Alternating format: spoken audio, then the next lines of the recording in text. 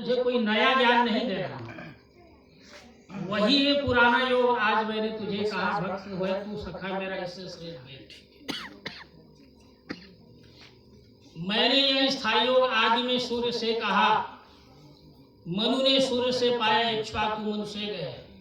ऐसे परंपरा प्राप्त राज ऋषियों को मिला, सो बहुत काल जाने से पार्थ योग मिटाया। वही ये पुराना योग मैंने आज तुझे कहा। जो तत्व ज्ञान है, जो वैदिक विज्ञान विद्या है, विश्वरूप दर्शन योग है, अनन्य योग है, ये सनातन विद्या है।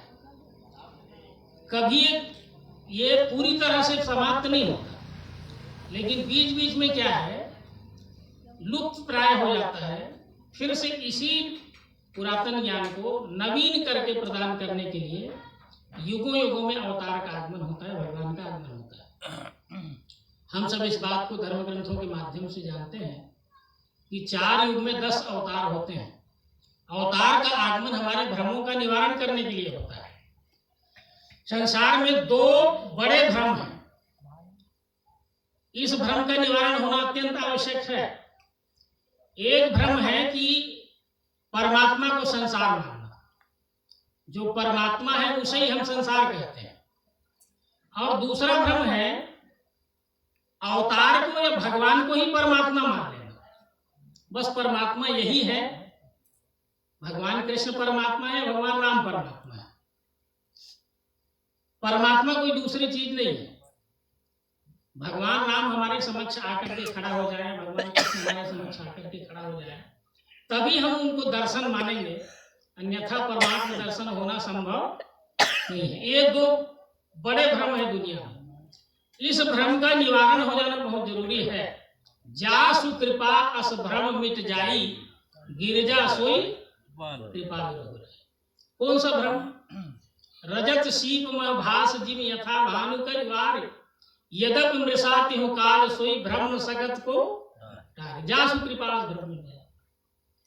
रजत सीप में भास जिम, जिस प्रकार चांदी में सुतई में चांदी का भ्रम हो जाता है। हम देखते हैं ना सुतई, तो कभी कभी ऐसा लगता है प्रकाश के कारण चमकता है, तो ऐसा लगता है कि वो चांदी है, ऐसा भ्रम हो जाता है। यथा भानु करवार, पानी में हम देखते हैं तो सूर्य दिखने लगता है, सूर्य नहीं है, सूर्य की परछाई है, तो ये भ्रम हमको हो जाता है। उसी प्रकार ये सारा जगत जो हमको दिख रहा है, जिसको हम जगत कह रहे हैं, ये परमात्मा के अतिरिक्त कुछ नहीं है, परमात्मा ही है। देखिए, एक ही वस्तु 2 प्रकार से दिखता है। अज्ञान से, भ्रम से दूसरा दिखता है, और ज्ञान हो जाता है तो ये दूसरा दिखने लगता है। जैसे देखेंगे, एक बात आती है कि एक व्यक्ति अपना भेड़ हमेशा चराने जाता था, उनको रास्ते में एक चमकता हुआ पत्थर मिल गया जिसके बीच में छेद था। वो क्या किया, अपने भेड़ को पहना दिया और रोज उसको चराने जाता था और रोज घर लेके आता था। एक दिन एक जौहरी उधर से गुजरा, उनने देखा कि भाई भेड़ के गले में 1 करोड़ का हीरा लटका हुआ है। उनको समझ में आ गया कि भेड़ चराने वाला इसको जानता नहीं है। उनको समझ में आया कि ये पत्थर होगा, परंतु था वो क्या, हीरा। एक ही चीज जो है 2 प्रकार से दिखता है, एक को हीरा दिख रहा है और एक को पत्थर दिख रहा है। ठीक इसी प्रकार इसको हम अज्ञान दृष्टि से इसको संसार कहते हैं, पर है ये परमात्मा। अभी हमारे संचालक महोदय जी ने बढ़िया बात कहा कि जड़ चेतन जग जीव जत सकल राम में जान, बंदो सबके पद कमल सदा जोर। वो स्वामी तुलसीदास जी कहते हैं जड़ चेतन जगत और जीव राम ही है, कोई दूसरा चीज नहीं है। मैं जानता हूं, और जो जानते हैं उन्हीं को संत कहते हैं। जो इस बात को जानते हैं, सत्स्वरूप परमात्मा को जानते हैं, वही संत है और वही सदगुरु है। तो ऐसे संत सदगुरु का सानिध्य आवश्यक है, जिससे ये दोनों भ्रम हमारे समाप्त हो जाएंगे। इस भ्रम को समाप्त होने के लिए संत का सानिध्य चाहिए, सदगुरु का सानिध्य चाहिए। संत या सदगुरु का सानिध्य ही उपासना कहलाता है। उपासना या उपवास जिसको हम कहते हैं, वो अलग बात है कि हम भोजन आदि कभी कभी त्याग देते हैं, सप्ताह में 1 बार, 15 दिन में 1 बार। इस प्रकार भोजन के त्यागना को हम उपास कहते हैं, उपवास कहते हैं। पर वास्तव में उपवास जो है वो सदगुरु या संत के सानिध्य पहुंच जाना ही उपवास है। उप माने समीप और वास माने रहना, निवास करना। तो संत या सदगुरु के सानिध्य रहना ही उपवास है। इस उपवास से हमको ज्ञान मिलता है, जिस ज्ञान के बारे में भी चर्चा हो रही है कि श्रद्धावान लभते ज्ञानम तत्पर संयतेन्द्रिय ज्ञानम लब्ध्वा परम शांति मचिरादि गच्छति। वही ज्ञान हम सबको चाहिए, श्रद्धावान लभते ज्ञान। श्रद्धा हमें चाहिए। हमारे में श्रद्धा यदि नहीं होगी तो ज्ञान हमको मिलने वाला नहीं है। आज की परिस्थिति में हम तो देख रहे हैं हमारे युवा जन जो है उनसे ज्ञान से उनको कोई मतलब ही नहीं है। वो सिर्फ चाहते हैं कि हमको बड़े बड़े सर्विस मिल जाए, अच्छे अच्छे नौकरी मिल जाए, या अच्छा हमारा व्यापार चल पड़े, या बहुत से हम संपत्ति कमा लें तो हमारा जीवन जो है परम सुख शांति में चलेगा। ऐसा हो ही नहीं रहा है आज दुनिया में। हम देख परम सुख शांति मिलने का एक अलग अनुभव है। ये संपत्ति या वैभव जो है हमको सुख शांति प्रदान नहीं कर सकते। आज हम देख तो रहे हैं बड़े बड़े लोग जो है एक दूसरे इतने भ्रमित हैं, इतने अशांत हैं। इस अशांति को हमारे स्वामी विवेकानंद जी कहते हैं कि गलती करने वाले हमेशा अज्ञात भय से आक्रांत रहते हैं। गलती करने वाले कोई जानता न हो भले, लेकिन जो गलती करने वाले हमेशा भयभीत रहते हैं। जैसे एक व्यक्ति जो है 1 लाख रुपए चोरी करने में सफल हो गया, कोई नहीं जानता उसको, लेकिन रात भर उसको नींद आएगा क्या? ऐसा लगेगा कि कहीं जानकारी तो नहीं हो गया, पुलिस तो ना आ जाए। थोड़ा सा भी उनका दरवाजे में खुट खुट की आवाज होगी तो भी वो जग पड़ेगा, पुलिस आ गया। हमेशा आक्रांत रहेंगे, जिंदगी भर आक्रांत रहेंगे।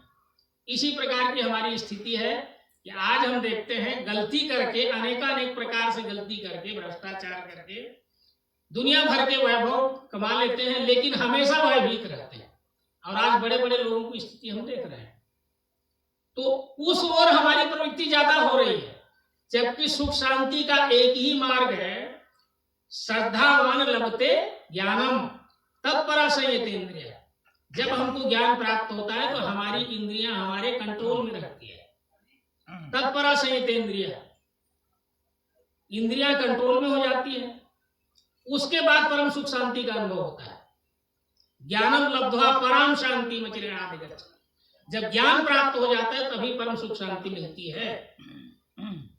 तो इस प्रकार सुख शांति का आधार है ज्ञान प्राप्त हो जाना। वो उपासना से हमको मिलता है। उपासना बहुत महत्वपूर्ण है। संत या सदगुरु के सानिध्य को प्राप्त करना। आज और संत या सदगुरु क्या, ऐसे ही हमको बोध नहीं है कि इनको संत कहते हैं, किसको सदगुरु कहते हैं। इसकी जानकारी नहीं होने से जब हमको जरूरी हो जाता है, हमारे घर के लोग कहते हैं कि भाई हमारी ज्ञान परंपरा है कि हमको गुरु बनाना चाहिए, तो गुरु बनाना चाहिए तो गुरु बना लेते हैं, जरूरी है करके, क्योंकि गुरु बिन भव निधि तरह न कोई, जो बिरंच शंकर सम हो। ब्रह्मा जी भी क्यों ना हो जाए, शंकर भी क्यों ना हो जाए, गुरु बनाना जरूरी है।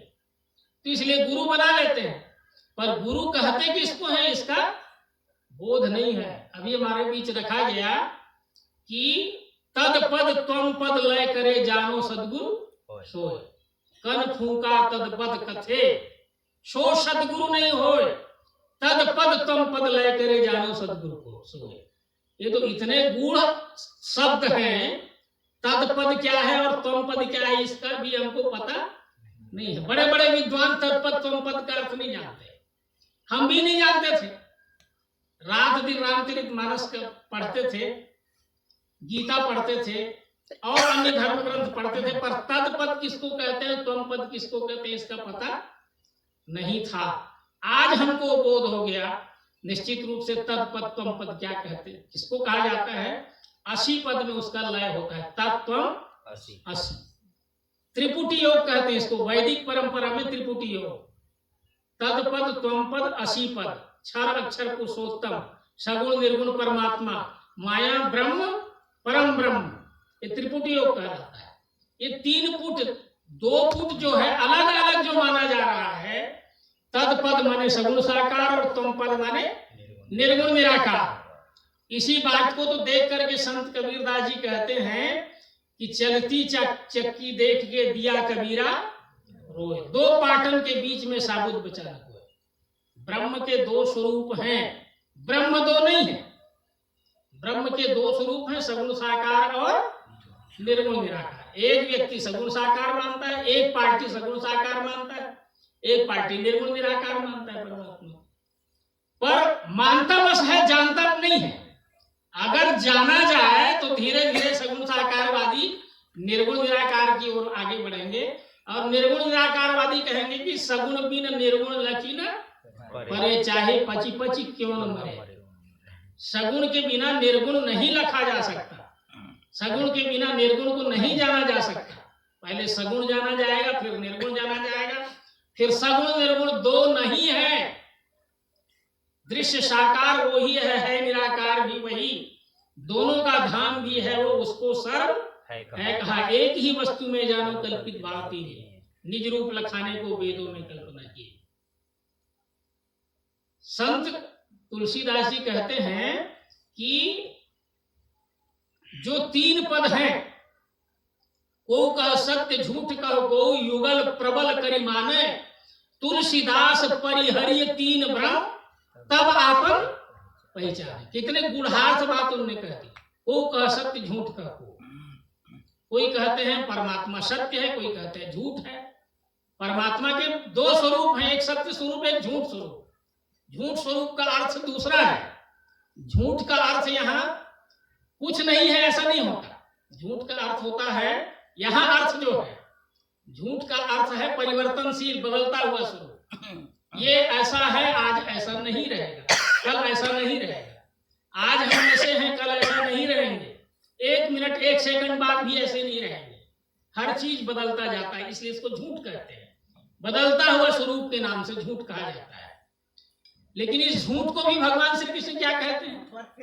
श्रौत्र यज्ञ श्रावण के पितरों का अन्य औषधि, मंत्र होम द्रव्य अग्नि मैं हूं हवन की क्रिया। सब जगत का पिता माता धाता मैं हूं पितामह, जानने योग्य ओंकार ऋग साम यजुर्वेद मैं तपता हूं करता हूं गिराना जल रोकना, अमृत मृत्यु मैं सत असत अर्जुन। यदि तुम जिसको असत कहते हो, झूठ कहते हो, वो भी मैं ही हूं, और इसको सत कहते हो वो भी मैं ही हूं। अब भगवान कृष्ण क्यों कहते हैं असत भी मैं हूं और सत भी मैं हूं? जब सब कुछ मैं ही हूं, मेरे सिवाय यत्किंचित मात्र भी दूसरी वस्तु नहीं है, तो जिसको असत कहते हो वो भी क्या है?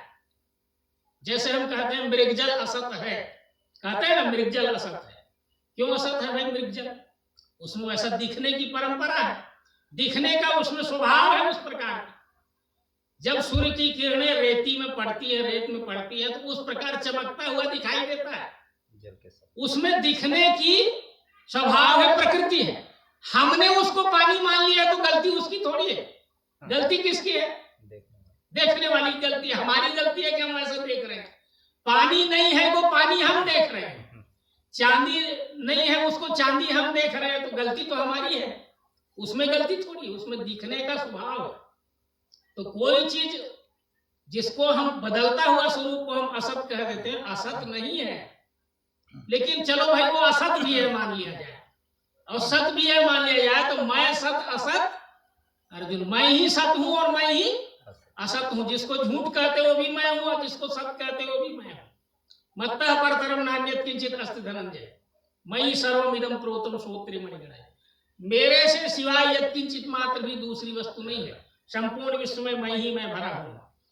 परंतु हम देखते हैं कि परमात्मा के सिवाय सब कुछ है, परमात्मा ही दिखाई नहीं दे रहा।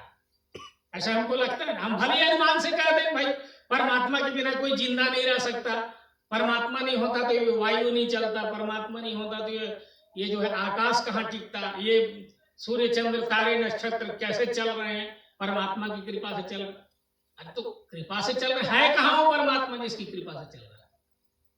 वास्तव में होता क्या है, उसके स्वरूप को जो आदि अंत मध्य रहित है, अनंत है, अनादि अनंत है, उसको उसी रूप में देखा जा सकता है। इसीलिए कहीं कहीं परमात्मा को देखते, लिखा गया परमात्मा के संबंध में, उसको नहीं देखा जा सकता। तो हम समझते हैं कि उसको देखा ही नहीं जा सकता, ऐसा समझिए। उस कहने का अर्थ दूसरा है। जो धर्म ग्रंथ में शब्द लिखे गए हैं बड़े गूढ़ अर्थ है उसके। अभी हमारे बीच इतने लोग बैठे हैं, किसी ने समुद्र देखा है क्या? यहाँ पर कितने लोग हैं जो समुद्र देखे, बताइए? ये बुद्धेश्वर जी समुद्र देख लिए। समुद्र देखे आपने? कहाँ गए थे समुद्र देखने के लिए? समुद्र देखने के लिए? हाँ, कहाँ गए थे? सूरत गए थे समुद्र देखने। समुद्र के एक भाग को देखे कि समुद्र को देखे? एक भाग को। आप बताइए, पृथ्वी के कई गुना ज्यादा बड़ा क्या है? समुद्र है। तो समुद्र को कैसे देखोगे? और सही पूछोगे तो हम जितने लोग बैठे हैं अपने घर को नहीं देखे हैं। अब मैं सिद्ध कर दूंगा अपने घर को नहीं देखे हैं। कैसे बताइए? अपने घर को देख लिए हैं। अब मैं किसी से पूछूंगा कि भाई उसमें कितने ईंट लगे हैं, बताइए? कितना गारा लगा है, किस कोने में क्या रखा हुआ है, बता सकते हैं? कहां पर क्या रखा हुआ है, कोई बता सकता है? घर को भी पूरी तरह नहीं देखा जा सकता, अपने बाड़ी को भी पूरी तरह से हम नहीं देख सकते कहां पर कौन सा पौधा लगा हुआ है। यहां तक कि हम अपने पीठ को भी नहीं देखे हैं। इसका मतलब पीठ नहीं है क्या? तो जिस रूप में देखा जा सकता, तात्विक दृष्टि से, इसीलिए भगवान श्री कृष्ण कहते हैं मुझे तात्विक दृष्टि से जाना जा सकता है, ऐसा नहीं जान सकते। मत भक्त्या मां विजानाति यावन्यश्चास्मि तत्वतः ततो माम तत्वतो ज्ञात्वा विशदेत तदनंतर। मेरे भक्त मुझे तत्व से जानते हैं, व्यक्तिशः नहीं जान, व्यक्ति के रूप में नहीं जान सकते। व्यक्ति के रूप में तो भगवान कृष्ण अर्जुन के समक्ष खड़े थे, उनको बुला के लाए थे ना भगवान कृष्ण को। अर्जुन निमंत्रण दे के लाए थे, सारथी बने थे उनके। और भगवान कृष्ण क्या कहते हैं अर्जुन को? तू मुझे जानता नहीं है, मेरे को जानने के लिए मैं दिव्य दृष्टि दूंगा, मैं जो दृष्टि दूंगा, मैं जो ज्ञान दूंगा, उसके अनुसार ही तू मुझे जान सकता है, अन्यथा तू मुझे जानता नहीं है। मेरे को जानने के लिए तात्विक दृष्टि चाहिए, तत्व दर्शन चाहिए। तो तत्व दर्शन के रूप में परमात्मा स्वरूप का बोध हो सकता है। तो ये तत्व रूप में सब परमात्मा ही है। हम देखते हैं इस दृष्टि से, ये साधारण दृष्टि से हम देख रहे हैं तो ऐसा दिख रहा है। क्या दिख रहा है? आदमी दिख रहा है, पशु पक्षी दिख रहे हैं, पेड़ पौधे दिख रहे हैं, ये सारा संसार के रूप में सब दिख रहा है। परमात्मा ही नहीं दिख रहा है। तो परमात्मा कैसे दिखेगा? इस देश का नाम क्या है? देश का नाम भारत है। ये भारत ही तो दिख रहा है सबको। भारत कैसे दिखेगा? बड़ा चीज कैसा दिखता है? ये सबको भारत ही दिख रहा है कि नहीं, बताइए? ये दूसरा चीज दिख रहा है। अब भारत दिख रहा है तो भारत कैसे दिखेगा? कोई गोल मटोल व्यक्ति शरीर में दिखेगा? भारत माता का एक हमने चित्र बना दिया माता के रूप में। तिरंगा झंडा लिए हुए एक माता खड़ी हुई है। जय जय भारत भूमि हमारी, हम सब हैं संतान तुम्हारी। वर देव ऐसा वर देव, देश भाव भक्ति का भर देव, भारत माता की जय। तो भारत माता वैसी है क्या? भारत माता वैसी नहीं है। भारत माता का चित्र है, भारत माता नहीं है वो।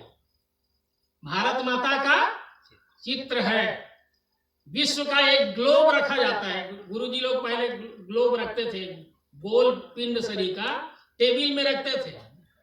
वो पृथ्वी है क्या? पूरा पृथ्वी का मॉडल है वो। पृथ्वी तो ये सब है। उसी प्रकार भारत जैसा दिख रहा है वो इसी रूप में दिखेगा। भारत कोई गोल मटोल चीज नहीं दिखेगा, ना कोई चित्र के रूप में दिखेगा। भारत जैसा है उसी प्रकार दिखेगा। उसी प्रकार परमात्मा दिख रहा है, जैसा है वैसा दिख रहा है। तो जैसा है वैसा, लेकिन परमात्मा की विशेषता इसमें हमको दिखाई नहीं दे रही है। इसको तात्विक दृष्टि से हम जानेंगे। परमात्मा अविनाशी है, परमात्मा आदि अंत मध्य रहित है, परमात्मा सत स्वरूप है। परमात्मा ने ही सबको पैदा किया, परमात्मा में ही सब जीवित है, परमात्मा में ही सबका लय होगा। इस स्वरूप में हमको तात्विक दृष्टि से समझ में आता है। तात्विक दृष्टि से परमात्मा स्वरूप का बोध प्राप्त कर सकते हैं। यही बात जो है श्रीमद् भागवत कथा में सारी बातें आती है। देखिए श्रीमद् भागवत कथा को आप सब सुनेंगे। सारांश रूप में भागवत कथा क्या है? श्रीमद् भागवत कथा चतुश्लोकी भागवत में 4 श्लोक में लिखा गया, मात्र 4 श्लोक। भगवान विष्णु जी के द्वारा ब्रह्मा जी को जो उपदेश दिया गया है परमात्म दर्शन का, उसी का नाम है चतुश्लोकी भागवत। फिर आगे उसी का विस्तार 4 श्लोक में बताया गया है। अहम एवास्मेवाग्रे नान्यत् यत् सत् परम पश्चात अहम यदि तेच सोस्वहम अहमेवास्मेवाग्रे। तो मैं पहले भी था, आज भी हूं, आगे भी रहने वाला हूं। कैसे हम समझेंगे ये सब बात? ये तात्विक दर्शन है। इसी दर्शन को हमको सबको प्राप्त करना पड़ेगा। ये बोध हम सबको प्राप्त करना पड़ेगा। वही सत्य दर्शन है। आज सारी दुनिया जो है सबके खोज में है। खोज किसको रहे? इसी विश्व को तो खोज रहे हैं। वैज्ञानिक किसको खोज कर रहे हैं? इसी विश्व का खोज कर रहे हैं। कवि किसके बारे में लिख रहे हैं? इसी के बारे में लिख रहे हैं। सारे धर्म ग्रंथ किसके बारे में लिखा जा रहा है? इसी विश्व के बारे में लिखा जा रहा है। सारे शास्त्र किसके बारे में लिखे जा रहे हैं? चाहे भौतिक शास्त्र हो, चाहे अध्यात्म शास्त्र हो, इसी विश्व के बारे में सारे शास्त्र लिखे जा रहे हैं। इसीलिए 3 मंत्र जो है वो विशेष रूप से जो वेदांत दर्शन में उसमें कहा गया है।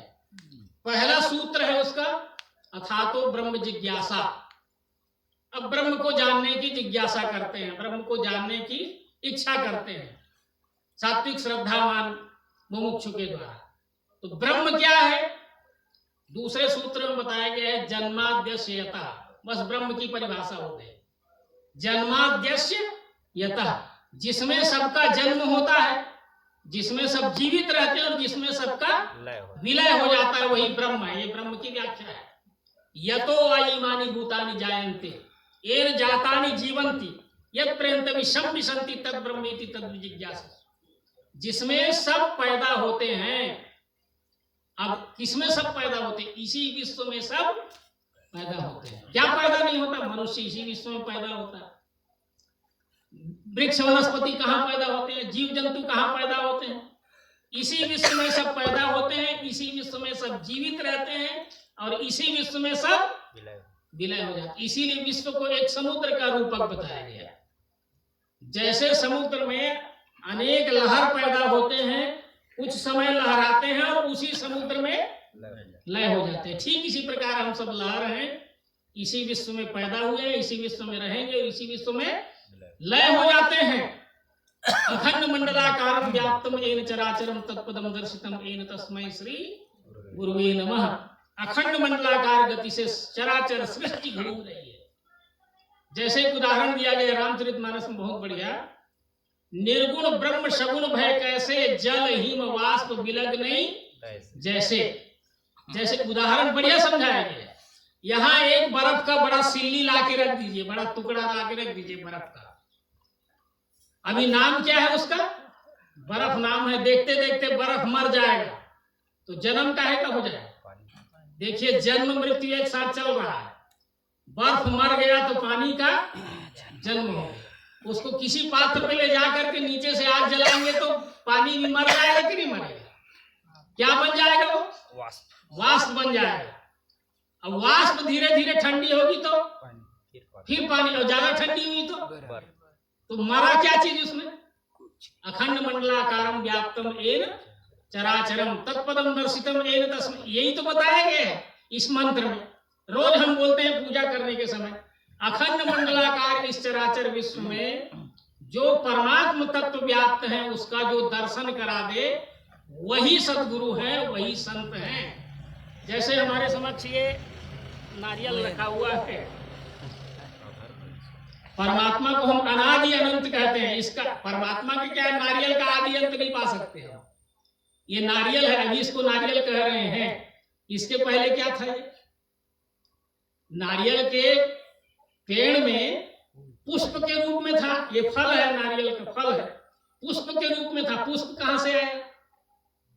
नारियल का पुष्प नारियल के पेड़ से आया। पेड़ कहां पैदा हुआ था? पृथ्वी में पैदा हुआ था। अगर पृथ्वी नहीं रहता तो पेड़ बन जाता? नारियल को पृथ्वी में लगाया तो पृथ्वी का अंश है कि नहीं इसमें? और इसमें पानी नहीं डालते कहीं, उस पौधे में गीला नहीं रहता, जमीन सूखा में लगा देंगे तो हो जाएगा। पानी चाहिए कि नहीं चाहिए? उसको गर्मी चाहिए कि नहीं चाहिए? गर्मी नहीं होगा तो ये उगेगा नहीं, गर्मी चाहिए उसको, अग्नि चाहिए, और उसको बढ़ने के लिए आकाश चाहिए। अगर उसको एयर टाइट कांच में बंद कर देंगे तो नारियल उगेगा नहीं। तो पृथ्वी, जल, अग्नि, वायु, आकाश, पांचों तत्व का परिवर्तित स्वरूप नारियल का पौधा बना, और वही नारियल के रूप में आज आ गया। और यही सड़ जाएगा, मान लिया जाए ये सड़ गया, तो सड़ गया तो समाप्त हो गया? सड़ गया तो ये चला जाएगा घुरवे में, घुरवा में चला जाएगा, घुरवा में। अब घुरवा में क्या बन जाएगा? ये नारियल जो है खाद बन जाएगा। हो सकता है फिर नारियल के पेड़ में ले जाके इसको डाल देंगे, या खेत में डाल देंगे तो अन्न बन जाएगा कि नहीं बन जाएगा? जो खाद डालते हैं, खाद, आज हमारे खेत में कम धान हुआ था, लेकिन जब हम खाद डाले तो ज्यादा धान हो। कहां से आ गया धान? जो ये जो सड़ा हुआ नारियल था वो धान बन जाता है। देखिए, अन्नम ब्रह्म, अन्न ब्रह्म, अन्न के ब्रह्म को अन्न कहा गया, अन्न ही ब्रह्म है। क्यों अन्न ब्रह्म है? क्योंकि हमको जीवन देता है। अगर अन्न हम नहीं खाएंगे तो ये भी जड़ हो जाएगा कि नहीं? जो चेतन को जड़ करे, जड़ ही करे, चैतन्य समर्थ परमात्मा ही भजे जीवते जन। इसको हम चैतन्य कह रहे हैं, चेतन कह रहे हैं। अगर ये अन्न नहीं खाएगा तो ये भी जड़ हो जाएगा, खुद ही अन्न बन जाएगा। तो इस प्रकार चराचर सृष्टि जो है यही परमात्मा है। तात्विक रूप से हम इसको पहचाने। ये अखंड मंडलाकार गति से घूम रहा है। हम भी कहीं थे इसीलिए हैं, और हैं इसलिए रहेंगे। त्रिकालाबाधित सत्य है ये। थे हम, पर हूं मैं ये कहने की शक्ति नहीं, न ही सुन सकते थे किसी के आवाज को। चले थे पर कहां से न जानते न जानोगे, जाओगे कहां क्या पता क्या ठिकाना है। पर थे इसीलिए हैं, और हैं इसलिए रहेंगे। कोई चीज था नहीं तो कहां से आ गया? था इसीलिए है, और है इसलिए रहेंगे। तो हम भी थे इसीलिए हैं, और हैं इसलिए रहेंगे। तो कोई चीज यहाँ विनाश को प्राप्त नहीं होता। विनाश का अर्थ यहाँ है बिखर जाना, विनस जाना, फैल जाने का नाम विनाश है। जैसे हम पानी को वाष्प कर देते हैं, वाष्प के रूप में वो आंख से भले ही नहीं दिखे, पर है कि नहीं है? उसको किसी यंत्र के द्वारा एकत्र कर लेते हैं तो वही पानी बन जाता है। इस प्रकार संपूर्ण विश्व था, है और रहेगा। इसी विश्व का नाम परमात्मा है। विश्व रूप रघुवंश मणि करम वचन विश्वास, लोक कल्पना वेद कहे, अंग अंग प्रतियास। यही बात वेद में बताया गया है, यही बात श्रीमद् भागवत में बताया गया है, यही बात रामचरितमानस के सारांश है। यही गीता में भगवान श्री कृष्ण कहते हैं विराट स्वरूप का दर्शन कराया। सब चीज में विश्व को ही परमात्मा बताया गया है। और विश्व से अपने आप को पृथक मत जानिए। ईश्वर अंश जीव अविनाशी, चेतन अमल सहज सुख राशि। इसमें जो अपने आप को अनन्य जानता है वो इस विश्व से प्रेम करता है। तो सब नर करहि परस्पर प्रीति, ये राम राज्य है। सब नर करहि परस्पर प्रीति, चलहि स्वधर्म निरत श्रुति नीति। राम भगत रथ सब नर नारी, सकल परम गति के अधिकारी। बैर न कर काहू सन कोई, राम प्रताप विषमता कोई। हम बार बार पढ़ते हैं कि काहू न कोई सुख दुख कर दाता, और निज कृत कर्म भोग सब भ्राता। ये केवल तुकबंदी नहीं है, 100% सही है। यहां हम 5 लाख रुपया लाके भी रख दें तो आनंद देगा कि मार देगा? बताओ। वो आनंद देगा कि हमको मार देगा? सबको, दोनों काम कर सकता है। यदि हम सब मिल बांट के खा ले तो बड़ा आनंद है उसमें। और हर व्यक्ति कहे कि नहीं मेरे को चाहिए 5 लाख रुपए, तो हो सकता है एक दूसरे को सब जने मार भी देंगे। तो उसमें है आनंद कि हम में है आनंद? किसमें है? ये सब आनंद का ही स्वरूप है। आनंद खेलता है, आनंद खिल रहा है। आनंद जग पसारा, आनंद विश्व सारा। आनंद भर रहा है, आनंद खिल रहा है। यही सच्चिदानंद है, सत चित आनंद। इस सत स्वरूप परमात्मा का ज्ञान जब हमारे चित्त में बैठ जाता है तभी आनंद का स्वरूप दिखता है। चराचर सृष्टि आनंदमय है, जिसको हम कहते हैं दुख रूप है। और दुख रूप का है कोई, जो जस करे सो तस फल चाखा। यदि दुख रूप का व्यवहार करोगे तो दुख आना, अरे दुख चाहते हो तो दो चार जने को दो चार चापट लगा दो यहीं पे, यहीं पे पता चल जाएगा क्या है नहीं?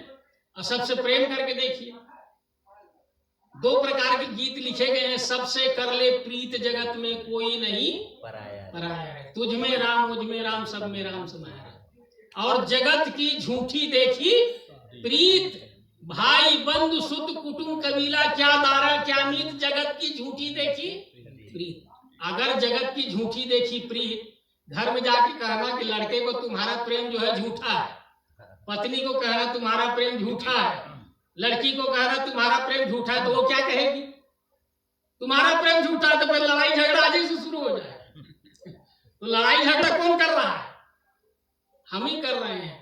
हमारी कर्म का फल मिलता है यदि हम सबसे प्रेम करना प्रारंभ कर दें। इसी का नाम सतयुग है। और सबसे द्वेष करना प्रारंभ कर, आज तो वैसे ही है, मेरा सुख और मरे ये दृढ़ चतुराई, मैं सुखी रहूं बाकी दुनिया से मेरे को कोई मतलब नहीं है।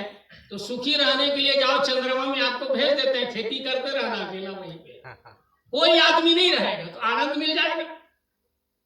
अरे समाज में रहेंगे तब आनंद मिलता है, अकेले व्यक्ति को आनंद नहीं मिलता। तो समाज में रहोगे तो समाज से प्रेम करिए ना। इससे प्रेम नहीं करते हैं, इसी से दुश्मनी करते हैं, इसी को ठगते हैं, इसी से बेईमानी करते हैं, इसी से छल कपट पाखंड करते हैं और कहते हैं सबसे आनंद मिले। तो आनंद कहाँ मिलेगा? सबसे प्रेम करने से आनंद मिलेगा। ये प्रेम स्वरूप है। प्रेम से प्रकट होई मैं जाना, प्रभु व्यापक सर्वत्र समाना। प्रेम से प्रकट होई मैं जाना। तो परमात्मा प्रेम स्वरूप है कहते हैं कई बार। अरे सब उसी के स्वरूप है। द्वेष करोगे तो द्वेष मिलेगा और प्रेम करोगे तो प्रेम मिलेगा। ये सब स्वरूप परमात्मा के स्वरूप है। इसको जानना बहुत जरूरी है। ये बहुत अच्छी परंपरा प्रारंभ हो रही है वैदिक भागवत ज्ञान यज्ञ के रूप में। वेद बतलाया जाता है। वेद क्या है? वेद का अर्थ होता है जानना। जाने बिन न होई प्रतीति, बिन प्रतीति होई नहीं प्रीति, प्रीति बिना नहीं भक्ति रहाई जिम खगेश जल की रीति।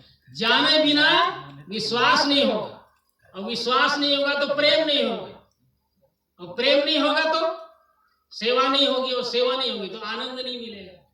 तो जानना किसको है? चाहे अपने आप को जानो चाहे परमात्मा को जानो, दोनों का अर्थ एक ही है। परमात्मा को जानेंगे तो अपने आप को जान ही लेंगे, या अपने आप को जानेंगे तो परमात्मा से अभिन्न हम हैं यह बोध हो जाएगा।